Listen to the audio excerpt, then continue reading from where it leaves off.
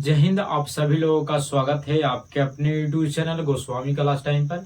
दोस्तों उम्मीद करेंगे कि आप लोग बढ़िया होंगे, मस्त होंगे, स्वस्थ होंगे और अच्छे से पढ़ाई लिखाई जो दोस्तों कर रहे होंगे। तो दोस्तों फिर से आज की इस वीडियो में हम लोग क्लास 10th के एसएसटी यानी सोशल साइंस का जो दोस्तों हम इस वीडियो में जो दोस्तों आपको सब्जेक्टिव क्वेश्चन को जो दोस्तों हम बताने वाले हैं, वो भी वैसे सब्जेक्टिव क्वेश्चन जो आपको फाइनल एग्जाम में जो दोस्तों पूछे जाएंगे। ठीक है, तो दोस्तों अगर आपका भी एग्जाम 20 फरवरी का है तो आपके लिए वीडियो दोस्तों बहुत ही महत्वपूर्ण है।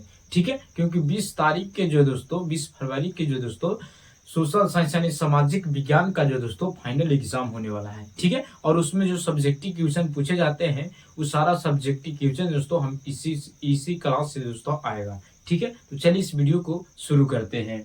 तो दोस्तों हम इस वीडियो में आपको एसएसटी यानी सामाजिक विज्ञान का जो दोस्तों हम 3 गो सब्जेक्टिव क्वेश्चन बताएंगे जो आपको फाइनल एग्जाम में पूछे जाएंगे। ठीक है, दोस्तों पहला सवाल है कि केंद्र शासित राज्य किसे कहते हैं, और दूसरा सवाल है कि पंचायती राज क्या है, और तीसरा सवाल है कि ग्राम पंचायत के किन्हीं 2 कार्यों का वर्णन करें। और तीनों सवाल दोस्तों बहुत ही महत्वपूर्ण है और बहुत ही इम्पोर्टेंट है, क्योंकि ये सवाल दोस्तों कई वर्षों से लगातार पूछे जा रहे हैं। ठीक है, तो चलिए बारी बारी से दोस्तों तीनों सवाल को हम लोग अच्छे तरीके से समझते हैं। ठीक है, दोस्तों पहला सवाल कह रहा है कि केंद्र शासित राज्य किसे कहते हैं। सबसे पहले आप जान लीजिए कि केंद्र शासित प्रदेश यानी केंद्र शासित राज्य किए गो है भारत में, तो याद रखिएगा 8 गो है। ऑब्जेक्टिव में पूछे जाएंगे कि भारत में केंद्र शासित राज्य कितने हैं, तो 8 गो है। ठीक है, बाकी कह रहा है कि इसका परिभाषा लिखना है कि केंद्र शासित राज्य किसे कहते हैं। ठीक है, तो आप उत्तर लिखिएगा कि वैसे राज्य जो सीधे केंद्र सरकार द्वारा शामिल और नियंत्रित किए जाते हैं उसे केंद्र शासित राज्य कहते हैं। यानी जो केंद्र शासित उसे कहते हैं जो केंद्र सरकार उसको चलाता है। कौन सरकार?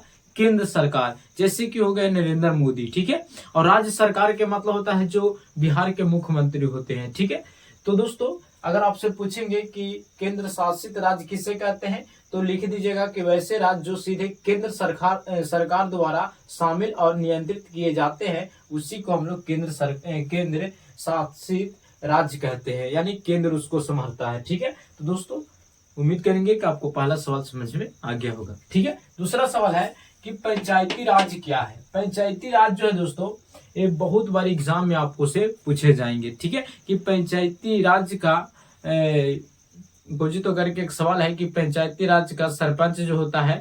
ठीक है, ये वाली सवाल आपको एग्जाम में पूछे जाएंगे कि पंचायत का प्रधान क्या होता है, तो मुखिया नहीं सरपंच होता है। पंचायती राज का प्रधान कौन होता है, तो सरपंच होता है। ठीक है, ये सवाल ऑब्जेक्टिव में पूछे जाएंगे। ठीक है, तो पूछ रहा है कि पंचायती राज क्या है, तो आप उत्तर में लिखिएगा कि पंचायती राज ग्रामीण क्षेत्रों में स्थानीय स्वशासन की प्रणाली है।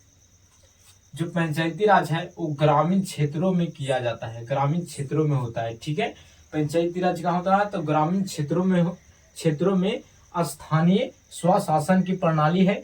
इनमें गांव स्तर पर चुने गए प्रतिनिधि विकास कार्य करते हैं। यानी जो गांव स्तर पर चुने जाते हैं, जो प्रतिनिधि चुने जाते हैं जैसे कि मुखिया हो गए, ये सब ये अपने विकास के कार्यों के काम करते हैं। यह प्रणाली 3 स्तर पर काम करती है। पहला करती है ग्राम पंचायत, फिर पंचायत समिति और जिला परिषद। ठीक है, तो जो पंचायती राज होता है ये कितने प्रणाली होते हैं, तो 3 इसका जो प्रणाली 3 स्तरों पर काम करती है। जो पंचायती राज होते हैं वो 3 स्तरों पर काम करती है, ग्राम पंचायत, पंचायत समिति और जिला परिषद। ठीक है, तो अगर आपसे एग्जाम में पूछेंगे कि पंचायती राज क्या है, तो आप डायरेक्ट लिखिएगा कि पंचायती राज ग्रामीण क्षेत्रों में स्थानीय स्वशासन की प्रणाली है। इनमें गांव स्तर पर चुने गए प्रतिनिधि विकास कार्यों करते हैं। यह प्रणाली 3 स्तरों पर काम करती है, ग्राम पंचायत, पंचायत समिति और जिला परिषद। ठीक है, अगर आप नाम पूछेंगे तो नाम भी लिख दीजिएगा। ठीक है, तो दोस्तों उम्मीद करेंगे कि आपको दूसरा सवाल समझ में आ गया होगा। तीसरा सवाल है कि ग्राम पंचायत के किन्हीं 2 कार्यों का वर्णन करें। कार्यों का मतलब होता है काम। ठीक है, तो ग्राम पंचायत में जो 2 आपको 2 इसमें जितना कहेगा उतना ही आप लिखेगा। तो इसमें 2 कार्य कह रहा है तो 2 कार्य लिखिएगा।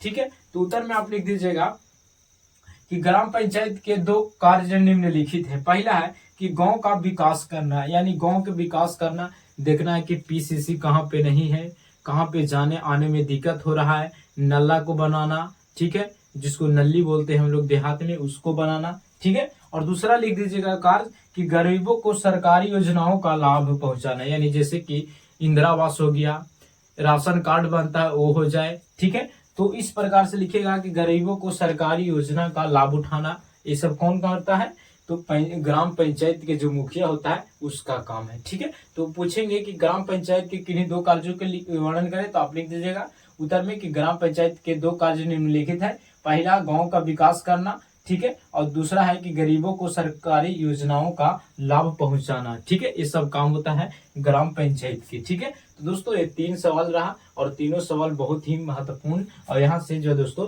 आपको सब्जेक्टिव भी पूछे जाएंगे, ठीक है। तो दोस्तों अगर आपको ये तीनों सवाल अच्छे तरीके से समझ में आ गया होगा तो आप इस वीडियो को लाइक जरूर कीजिएगा, और अगर आप चैनल पर नए हैं तो चैनल को भी सब्सक्राइब कर लीजिएगा, क्योंकि इसी तरह का वीडियो दोस्तों आपको लगातार मिलता रहेगा, ठीक है। तो दोस्तों मिलेंगे अगले वीडियो में। जय हिंद, धन्यवाद।